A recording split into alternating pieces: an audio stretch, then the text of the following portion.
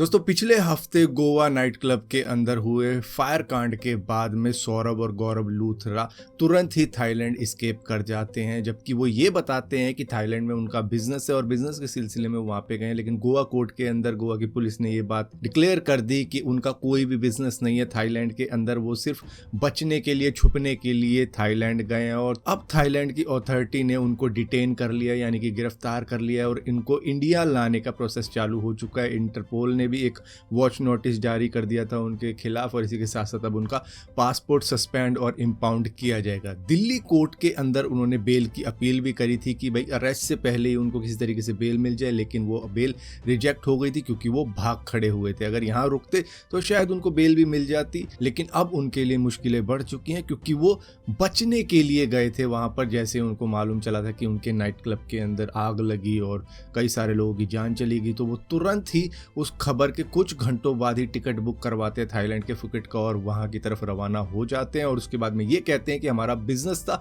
हम बिजनेस के सिलसिले में वहां पे गए हैं। दरअसल उनका कोई बिजनेस था ही नहीं थाईलैंड के अंदर। दोस्तों आपको याद होगा 2016 के वक्त में डिमोनेटाइजेशन हुआ था 500 और 1000 के नोट का कि भैया 8 बजे के बाद में ये नोट काम नहीं करेंगे। उसके बाद में लोगों ने एक्सचेंज करवाए थे इन नोटों को, तो 3.5 करोड़ रुपए 4 बंदों से पकड़े गए नोएडा के अंदर, हर्ष, चंदन ठाकुर, लक्ष्य, विपिन कुमार। और इनके पास में नोट कैसे पकड़े गए? दरअसल ये बहाना मारते थे कि हमारी आरबीआई के अंदर अप्रोच है, हम आपके नोट एक्सचेंज करवा सकते हैं अभी भी, चाहे कितने ही साल हो गए हों, उनको हम अभी भी एक्सचेंज करवा देंगे और आपको इसके बदले में थोड़ा सा कमीशन लेके अपना आपको नोट दे देंगे। मतलब कि 3.5 करोड़ रुपए हैं तो आपको 2 करोड़ मिल जाएंगे, 1.5 करोड़ हम खरीद लेंगे। तो इस तरीके से करवाते थे और पैसे पहले ले लेते थे जितना इनका कमीशन होता था और उसके बाद में ये किसी को मिलते नहीं थे। तो इस तरीके का ये फ्रॉड कर रहे थे, जहाँ पर नोएडा पुलिस ने इनको पकड़ा 3.5 करोड़ रुपए के 500 और 1000 के नोट के साथ में। फिलहाल हमें से बहुत सारे लोगों के पास में शायद इक्का दुक्का नोट बचा होगा, लेकिन अब वो एक्सचेंज नहीं हो सकता क्योंकि जो लास्ट डेट थी वो लास्ट थी, उसके बाद में कुछ नहीं हो सकता। दोस्तों साउथ कोरिया कॉस्मेटिक सर्जरी का एक हब था, वहाँ पर लोग जाते थे अपनी स्किन को इम्प्रूव करवाने के लिए, अपने विजुअल्स को और ज़्यादा इम्प्रूव करवाने के लिए, और वहाँ पर 10% का टैक्स रिफंड मिल जाता था। तो इस वजह से लोग प्रेफर करते थे सिंगापुर, थाईलैंड और चाइना से पहले साउथ कोरिया को, क्योंकि वहाँ पे प्लास्टिक सर्जरी, कॉस्मेटिक सर्जरी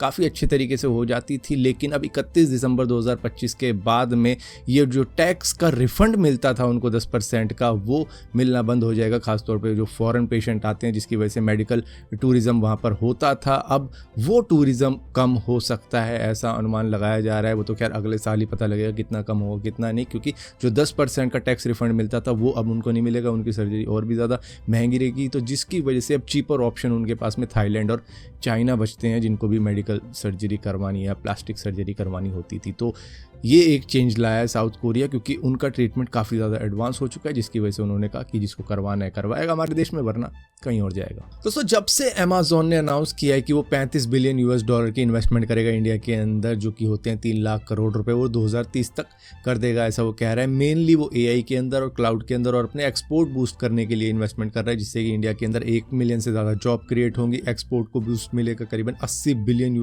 तक की एक्सपोर्ट हो सकती है इंडिया से बाहर के देशों में। इसी के साथ साथ AI स्मॉल बिजनेस को भी काफ़ी ज़्यादा सपोर्ट मिलेगा और ये इन्वेस्टमेंट $40 बिलियन तक भी जा सकती है। जिसके बाद में ट्रंप सपोर्टर अमेरिका के अंदर काफ़ी ज़्यादा टारगेट कर रहे हैं अमेज़न को, इसी के साथ साथ जेफ बेज़ोस को, कि भैया इतनी तगड़ी इन्वेस्टमेंट इंडिया के अंदर करने की क्या ज़रूरत है? ये तो एक तरीके से डिजिटल कॉलोनाइजेशन आप कर रहे हो कि US की जॉब इंडिया के अंदर शिफ्ट कर रहे हो, आप हमारे पैसे को वहाँ पर लेके जाया जा रहे हो। हालांकि वो अमेज़न का ही पैसा है, अमेज़न का बिजनेस इंडिया के अंदर भी काफ़ी अच्छा कर रहा है, तो वो चाहता है कि भाई यहाँ पे और ज़्यादा वो पैसा कमाए। लेकिन वहाँ के लोगों को, खासतौर पे ट्रंप के सपोर्टर्स को, ये बुरा लग रहा है कि वो इंडिया के अंदर इतनी ज़्यादा इन्वेस्टमेंट क्यों कर रहा है। ये अमेरिकन वर्कर के लिए बिट्रेयल है, मतलब अमेरिका में होनी चाहिए इस तरीके की चीज़ें, लेकिन वो इंडिया के अंदर कर रहा है। कंपनी US में लोगों को फायर करके सस्ती लेबर इंडिया के अंदर हायर कर रही है। तो एक तरीके से यहाँ पर ये कह रहे हैं कि आप बॉस्टन में ना बनाकर बेंगलुरु में बिल्ड कर रहे हो,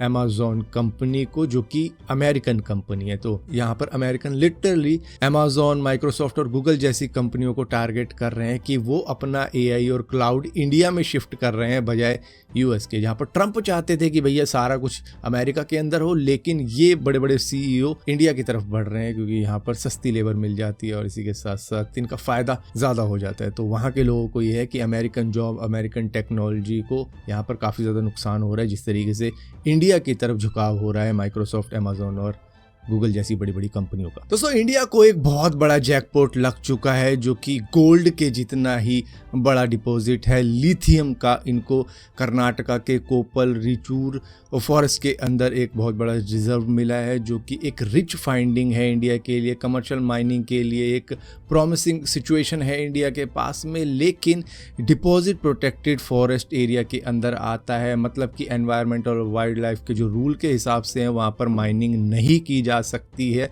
तो ये एक ऐसा है कि सोना हमारे पास है लेकिन हम उसको यूज़ नहीं कर सकते। ये कोई ऐसी ही सिचुएशन है इंडिया के लिए, क्योंकि यहाँ पर माइनिंग शुरू करने के लिए यहाँ पर क्लियरेंस की ज़रूरत पड़ेगी, चाहे वो एनवायरमेंटल क्लियरेंस हो, इसी के साथ साथ फॉरेस्ट की परमिशन हो, रेगुलेटरी अप्रूवल हो, या फिर जो भी परमिशन लगती है वो सारी लगने के बाद में ही यहाँ पर माइनिंग की जा सकती है। तो इंडिया के पास में लिथियम का एक बड़ा डिपॉजिट पाया गया कर्नाटका के अंदर, लेकिन बड़ा सवाल ये है क्या माइनिंग अलाउड की जाएगी या नहीं की जाएगी, क्योंकि जिस तरीके से भेड़िया फिल्म के अंदर दिखाया गया था, जो रोड जंगलों के बीच में से जा रहा था उसको बॉर्डर पे कर दिया गया था, जो बाउंड्री होती है जंगल की वहाँ पे कर दिया गया था। तो वो फिल्म एनवायरनमेंट को बचाने के लिए बनाई गई थी, और यहाँ पर देखते हैं एनवायरनमेंट को प्रोटेक्ट किया जाएगा या फिर लिथियम के लिए माइनिंग की जाएगी।